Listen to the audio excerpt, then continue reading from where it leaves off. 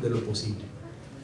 Y ahí nos la pasábamos discutiendo, porque me llevaba a algún capítulo y yo le decía: te ganó la víscera, Alejandro, quiero ver más bibliografía, quiero ver más sustento de lo que me estás diciendo. Y ahí fue avanzando hasta que llegó con la versión final algo que me parece, y lo digo sin ningún aspaviento, me parece verdaderamente notable. Yo les puedo decir, sin exageraciones, que esta es una de las mejores tesis que yo he dirigido, si no es que la mejor. Desde que doy clases hace ya muchísimos años, en 1982 empecé a dar clases después de Cristo, empecé a dar clases en la Facultad de Ciencias Políticas. Terminó muy bien, pues, porque entendió Alejandro que es perfectamente posible combinar un compromiso decía, político, ideológico, incluso partidista, con el trabajo serio de un académico, de un investigador, con la objetividad, que no se tiene que renunciar a ninguna de las dos cosas. Ese es el punto, que no se tiene que renunciar ni a las convicciones ni a la objetividad o al rigor en la investigación, que se pueden hacer las dos cosas juntas. Este libro es una prueba de esto.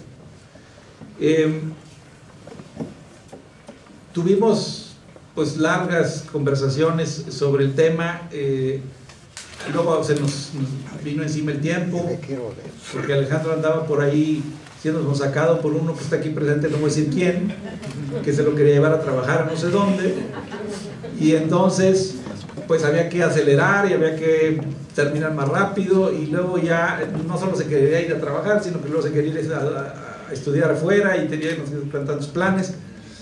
Pero finalmente llegó el texto final, valga la redundancia, y a mí me dejó plenamente satisfecho. Era mucho más, o rebasaba con mucho los estándares de una tesis de licenciatura. Hay en México un vicio en las tesis de licenciatura, que es que tienden a ser todas monográficas, tienden a ser... todas empiezan con un capítulo de historia, pero no solamente historia, se van a la prehistoria, ¿no? Y van a hacer una tesis sobre un tema, sobre el IFE, y empieza el primer capítulo en el siglo V antes de Cristo, en una isla del mar Egeo, los griegos inventaron la democracia, o sea, ¿no? Y luego hay todo un rollo histórico. Y ya finalmente, a las últimas páginas del libro empiezan a entrar en materia. Evitamos eso. Alejandro empezó con lo que tenía que empezar, con la historia de este proceso electoral. La historia de este proceso electoral que está en la médula de la transición mexicana. Como decía John, efectivamente había que cubrir todo.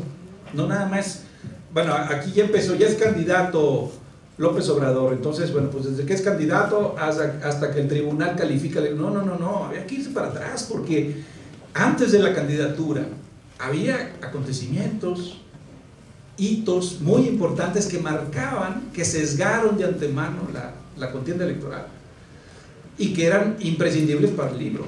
O sea, era un texto que necesitaba tener ese contexto. Entonces no se fue hasta los atenienses en las islas del mar Egeo, pero sí se fue a donde tenía que irse, que era el inicio del bombardeo, del ataque del gobierno foxista en contra de Andrés Manuel, ¿no? Ahí empezaban las señales muy claras, porque ya las encuestas estaban preocupando a mucha gente. Sin embargo, insisto, se fue a las fuentes primarias, se fue a los textos que necesitaba. Hubo ciertos, digamos, gestos o decisiones audaces, como la que mencionaba también John Ackerman, de citar a estos autores. Era audaz hacerlo, ¿no? Pero yo creo que válido.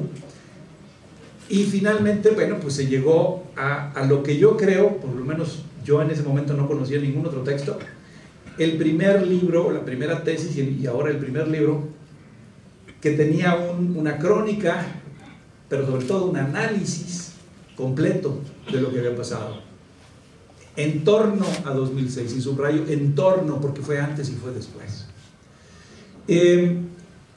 La idea final, es decir, decía yo que partíamos de dos premisas, que la transición democrática estaba trunca y que pues no sabíamos bien dónde había empezado y no sabíamos bien cómo iba a terminar, pero sí también había una coincidencia,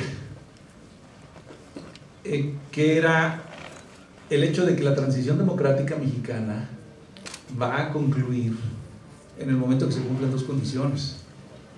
Y esto ya lo pongo un poquito como de mi cosecha, porque Alejandro se tenía que cuidar de no hacer aseveraciones así como infundadas, y yo sí las puedo hacer, pero era que se iba a llegar a concluir la transición democrática cuando uno ganara la presidencia de la República a la izquierda, es decir, se demostraran que las tres opciones mayores electoralmente hablando de México eran